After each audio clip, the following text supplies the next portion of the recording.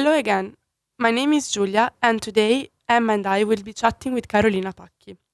Hi there. Welcome to Urbinary, the podcast cataloging the everyday and extraordinary in the city. Carolina is an associate professor at Politecnico di Milano with a long tenure at the university, extensive research in various areas of the planning field, and engagement with different institutional bodies. During the episode, we will dig into urban conflict. What are they? What do they look and feel like? How do we address them? In the process, we touch on a more macro question around citizenship and social movement in the 21st century city. Before we dive in, we want to share a little more about Carolina. She herself, a graduate of Politecnico, Carolina holds a PhD in urban and environmental planning. Over the past 20 plus years, her research has spanned numerous topics in architecture and planning, such as the development of the European city, local development policies funded by both national and European Union level programs and policies, urban space and places of production, all with a particular attention toward the spatial dimension of inequality. This segment of work was further developed during her time at the EU Berlin, where she developed scholarship on active citizenship and its role in urban development. She currently teaches courses on critical planning theory, conflict resolution, urban planning, and policy design. Hi Carolina, and thanks for being with us. Now we get to our main topic, which is conflict, and I'll turn it over to Emma. Urbinary. Thanks, Giulia. Hi, Carolina. We're excited to have you joining us in the Poly Radio studio today. So, when we talk about planning, there are a lot of buzzwords. Before we get into the nitty-gritty, let's break down some important terms. How can we define urban, politics, and conflict, to name a few? Thank you very much, Emma, and thank to all. I think that the understanding of these terms is particularly crucial today to think about how urban planning, the role of urban planning and how urban planning can evolve. The urban has been evolving significantly in the past decades. It's not necessarily a concept that has to do with exclusively the spatial sphere, because the urban today is also a way of life, a system of relationship, a type of behavior. In physical terms, certainly the urban stretches across much of the globe, in particularly in the areas that can be inhabited. The scale of the urban has completely changed compared to the past. And the urban is not something that can be summoned as the city, is a series of materials, compact city, infrastructure, agriculture, water, open spaces, industrial areas that stretch across very, very vast territories, thus questioning our understanding of the urban itself and on how we are able to intervene on it. So questioning us and challenging us to thinking about new strategies and new tools. When we speak about politics, of course, since the urban is so complex and inherently political, politics has to do with making choices in difficult situations, making choices today in situations of increasingly radical uncertainty, making choices that are tragic, are dilemmatic, because making choices implies choosing and implies always a distributional dimension, taking into account the very different groups in society. And this is inherently connected with the urban and with the dimension of conflict for the reasons that we have seen. Making choices is difficult. There's increasingly scarce resources. There's many different groups. Our societies are extremely fragmented today. How to make good choices, this is highly conflictual. So conflict becomes, to a certain extent, the core of what planning is about. So some of us have had the pleasure of following your courses at Politecnico, myself included.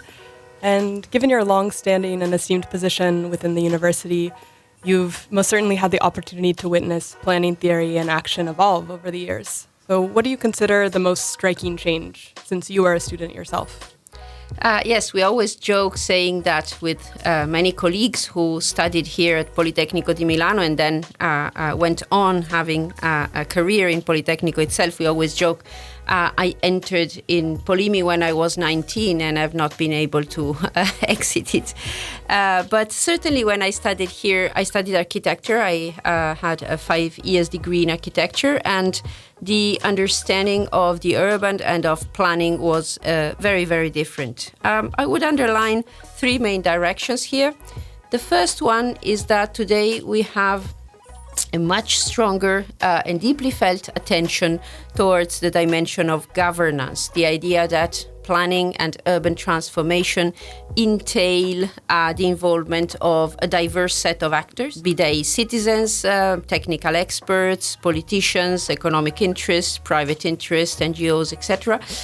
So the idea that ultimately it's not just a question of public participation in the sense of invited participation. I have a plan and invite citizens, I explain to them and I ask what they think, but rather in a more extended governance settings, which also has some problems, and we will discuss them more in depth. The risk of depoliticization, a very horizontal understanding of decision making that entails clear risk of depoliticization. The second element is certainly the attention towards sustainability. When I was studying architecture, this was really a pioneering theme. The idea that architects and planners may be worried about the environmental impacts and effects of what they were imagining and devising was really very new. It's strange because it was the 1990s, so environmental problems and issues were already very pressing in Europe, in Italy, in Milan, but nevertheless it was a theme which was very new. I would say that today it's largely ingrained and has been mainstreamed, again, with some opportunities and some risk.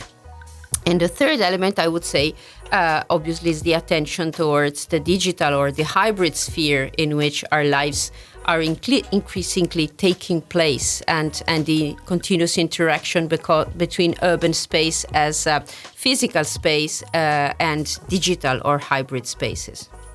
Your research, which is focused on the political nature of planning and how this connects to conflicts in urban space, is really interesting for us on Urbinary as we try to deconstruct the role of the planner and the consequences of planning decisions in our cities today. And as you mentioned, so much of that is about choice and distribution. So how exactly is planning a political action, and should we always consider it as such? Yes, planning, I think, is inherently political in that it entails taking decisions on future spatial transformation and taking decisions on the organization of space and settlements that have a distributional nature. Space is used, it's inhabited, it's negotiated, it's transformed, it's appropriated by a wide variety of different actors, which I want to underline are very differently positioned in society due to, of course, different characters that can be economic, social, related to education, related to migration, gender, and many different abilities and many others. So how is it possible to take decisions vis-a-vis the complexity of society and taking into account the distributional nature? And ultimately, as Luigi Mazza, I'm very happy to remember Luigi Mazza today. He unfortunately passed out this week. He was a very important scholar in our school. Luigi Mazza remembered that ultimately planning is about inclusion and exclusion. Any planning decision means tracing a boundary. And this boundary means that someone is included and someone is excluded. So there's something that cannot be reduced by way of participation, governance, horizontal decision making. This is something that lies at the heart, at the core of planning, in the moment in which planning is also a project to better organize society in space. And this planning effect in terms of inclusion and exclusion is the political dimension. Who takes this decision? Who is included? Who is is excluded? Which are the criteria? Can we argument about dynamics of inclusion and exclusion? Who are those excluded from what? This is, I think, the ultimate political dimension of planning. And it sounds like participation is a large question in that for planners as well. And in these new forms of governance, perhaps repoliticization of some of the issues you mentioned earlier, agriculture, water, etc., not just limited to environmental issues, can open up new opportunities for participation, even if it's not just invited. So perhaps you can give us some instances or cases of this occurring across different European cities. Yeah, I think that forms of repoliticization aim at ultimately bringing back the potentially conflictual and agonistic dimension of urban issues into the debate by way of raising voice, by way of imagining different type of initiatives, more or less grassroots, which means that actors are taking the urban transformation into their own hands, not necessarily this is always transformative, effective. Certainly this is not smooth. There's many risks in these operations. At the same time, the idea is to respond to a universalistic ideal in which we can certainly find good agreements. It's very difficult to find agreements because the questions, the urban questions, as we said before, are difficult to tackle. And the voices are many, the interests are many, the expectations are many. So I think that across European cities, particularly in the last 20, 30 years, in the face of shrinking local welfare. European cities were known worldwide for the quality of their local welfare and infrastructure. In the face of shrinking local welfare and in situations of increasing uncertainty, people are trying to transform their cities through their daily activities. And there's a host of examples from countercultural centers to community gardening to forms of interstitial urbanism. Think to the relevance of civic crowdfunding initiatives. All these initiatives are not necessarily oppositional or radical in nature. Many of them are cooperative. They want just to solve problems, but are ways of showing that there's a host of unmet needs and that there's ways of bringing back politics by way of doing things and not just by way of argumenting in public, even if obviously argumentation in public is at the basis of local democracy and it's something, again, for which certainly European cities are well known. But at the same time, the idea that people can participate by doing things, by intervening on the urban environment. Now, it sounds like conflict can sometimes bring about these agreements, even if they're not very simple, as you said. We have specific connotations around conflict that isn't generally positive, but it sounds in some of these cases that conflict is actually a catalyst for change in our cities. Yeah, conflict is inherent in human relationships, so it should not be seen as a problem. Given that, of course, conflict can escalate and can very easily become something completely untreatable, leading to violence, etc. But conflict per se is inherent in human relationship, and we should not be seeing conflict as something that intervenes a sort of glitch in the system. If something does not function well, if something goes wrong, then there's conflict. And this is a very functionalist understanding of the role of conflict in society.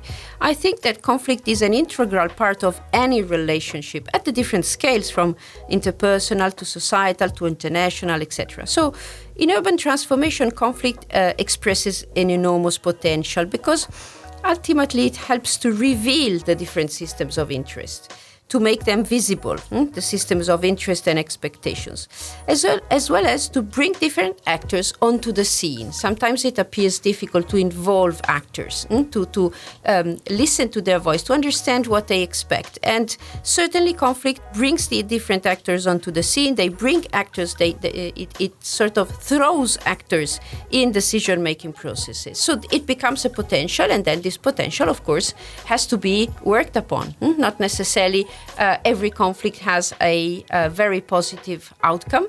Albert Hirschman used to say that conflict need to be tended, taken care of, which means that they should not be left to escalate, but they should be seen as opportunities and occasions.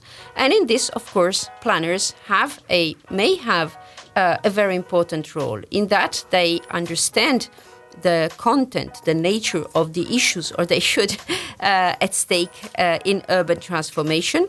But at the same time, they are in between, let's say, different actors and different systems of interest.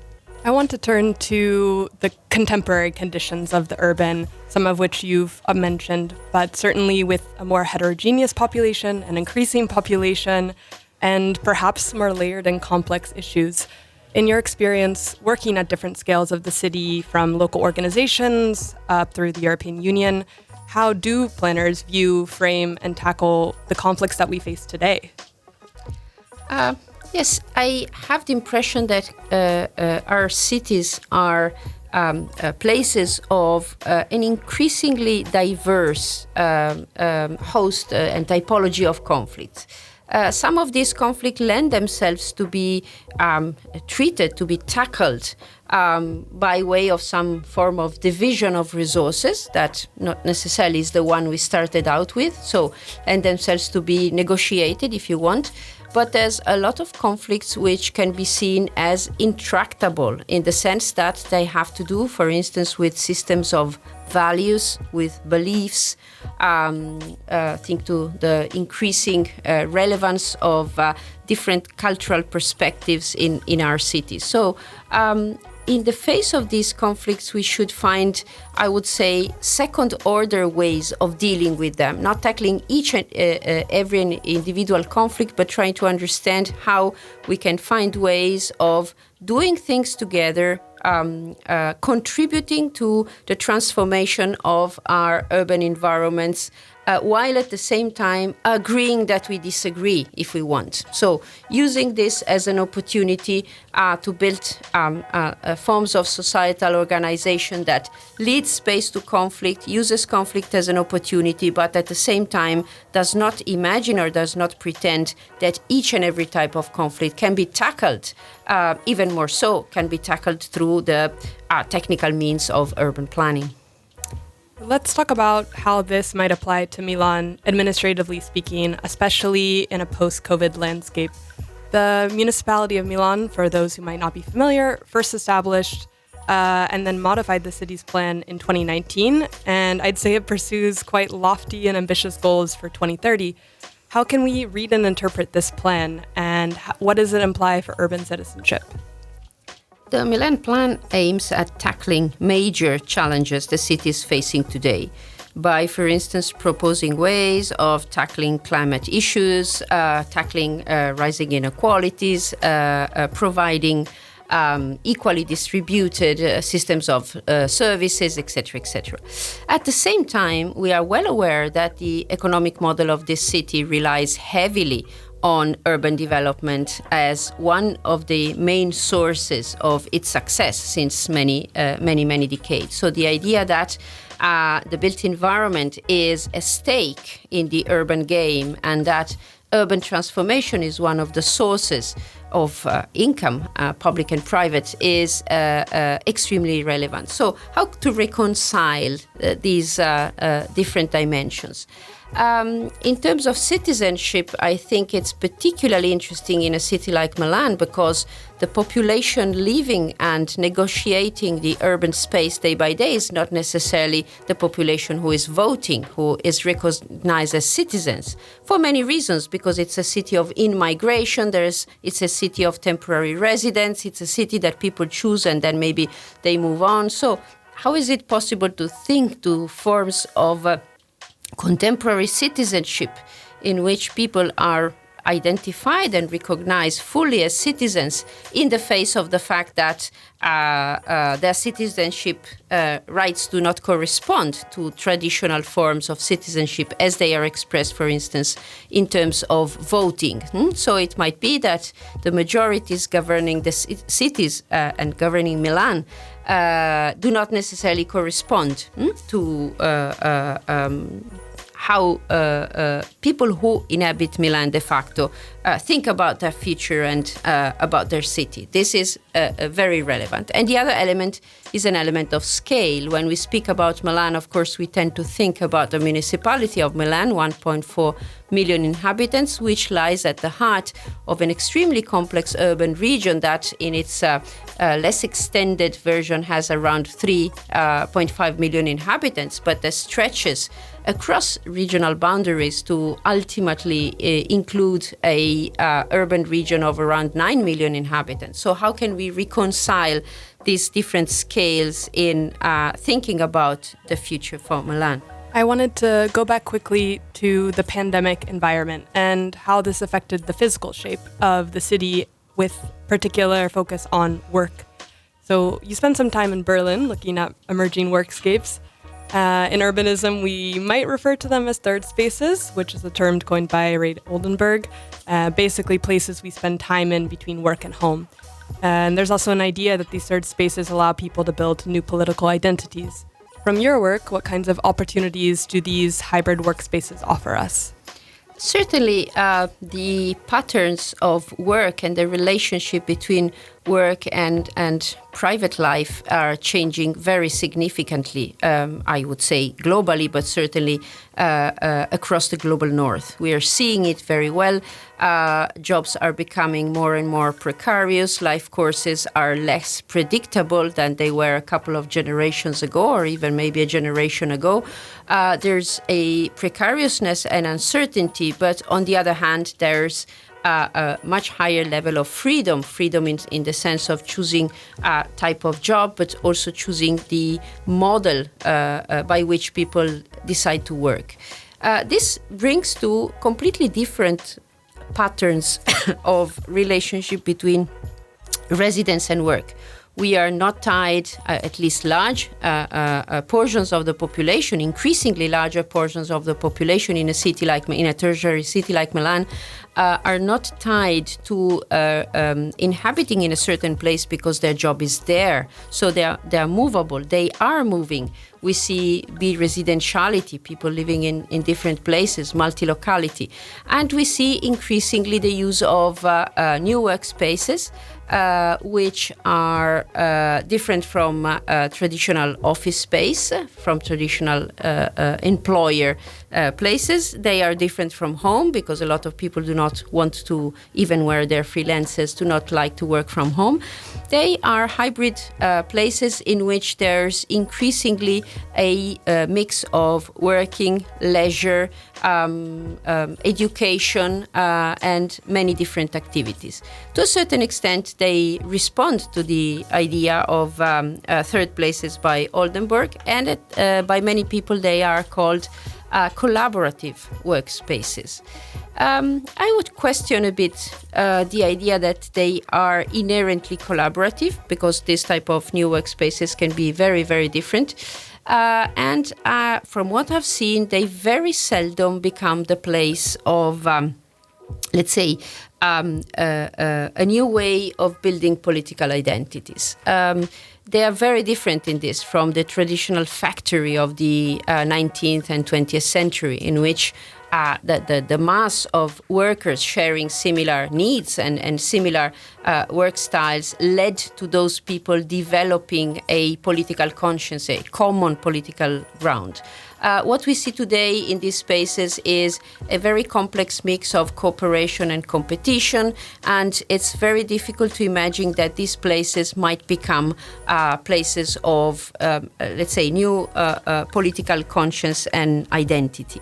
Nevertheless, they're very interesting in that they blur traditional boundaries and they give space to creativity and higher levels of freedom. Before we move on, let's take a few steps back. You mentioned this issue of collaboration, and we live in a moment that is quite deeply consensual. With that in mind, how can we consider citizenship in democratic cities today? What is it, and what might it be in the future? I think that the first element, going back to what we were saying before, is questioning the relationship between citizenship rights, and place. We tend all to have a conception which goes back to the 19th century, in which people lived in a certain place, and this sort of spatial dominion gave them a certain fixed set of rights. Citizenship today is evolving because it's more and more something which changes over time. New citizenship rights are being conquered, and our cities are typical places of active citizenship, places in which people identify new rights domains and want to act accordingly to enlarge the possibilities of citizenship and the possibilities of local democracy by way of a number of different strategies that we have been mentioning, raising a voice, participating to initiatives, transforming the city to transform their own life. Thank you for talking with us today about citizenship, social movements, planning, and beyond. It's clear that this changing understanding of conflict can mobilize and even form new political communities. So I think I can say on behalf of our listeners that reinterpreting conflict and contention through an urbanist lens has left us feeling more empowered. Urbinary. Thanks, Emma, and thanks, Carolina. Before we close this interview, we would like to ask you two questions. We actually already discussed with you how do you see the city today and how do you see the city in the future? But we would like to ask you to give us a reflection more related to the topics that you discussed today with Emma. Yes, I think that there's two elements that might be interesting to further discuss and to reflect upon. In cities in which the hybrid physical and digital dimension is becoming paramount, how can we ensure our future rights in this new space?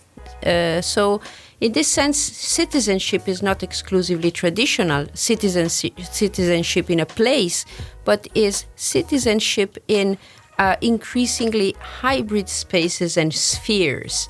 We know that these spheres are built on the basis of systems that tend to remain obscure and are increasingly obscure to a vast majority of the population. How can we be aware? How can we be knowledgeable? How can we, even in fighting for our rights in these type of spaces? The second element has to do with the role of planners. Planners emerged, the planning profession and planners emerged in the first half of the 20th century in correspondence with the emergence of the industrial city. So this idea of spatial ordering, which becomes ultimately also an attempt at societal ordering, can it have a space and room in the city of the future, in which there's systems, again, regulated by artificial intelligence and other type of tools that to a certain extent might make the role of the planner something of the past.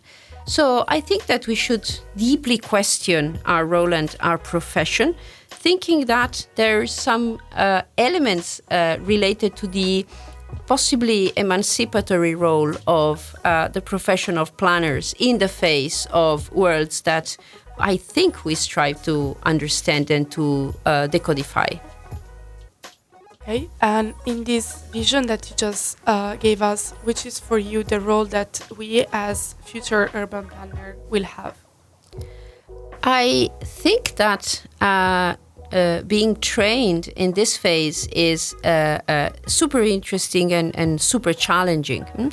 So you certainly have, as a generation of students today, very different sensitivity to this type of evolutions. And I think that it would be important to correctly merge this type of emerging sensitivity with some systems of values that as planners have been trying to work upon and to promote in society across the decades. This is no small task, but I certainly think that it's in your hands.